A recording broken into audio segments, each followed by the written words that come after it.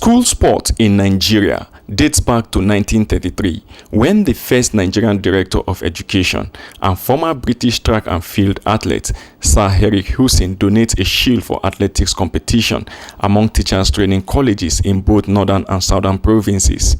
Later, the competition metamorphosed into an all-secondary schools affairs and became the bedrock for discovering of potential talents for the future. If we have a good program in Nigeria, school sports supposed to be where you catch them young, nurture them through the usual all secondary school games, all primary school games, until they reach the age where they can do well for their country. The desire to foster sport development and also to encourage education through sports and student athletics led to the formation of Nigerian School Sports Federation in 1976 to fast-track and nurture young talents for the country.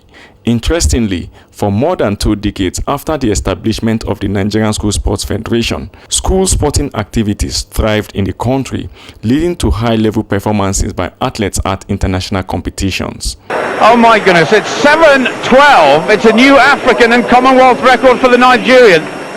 She's the Olympic women's long jump champion. In those days, all the so-called Okochas, Kanuwanko, Shegundegbami, Rinwosu, Falela Togunkoya, all those athletes that we look forward today as heroes started from schools. However, despite the contribution of these athletes to sport development in Nigeria, school sporting activities in recent times have declined due to a number of challenges. The public schools, some of them don't get paid for 3 months in some states. So how do they get the funds to begin to move their students to competition venues, etc.? Most of the schools have probably limited land, limited fields to put this sporting activity into full and effective manner. When we came to the age of millennium, the spirit of money came into our activities.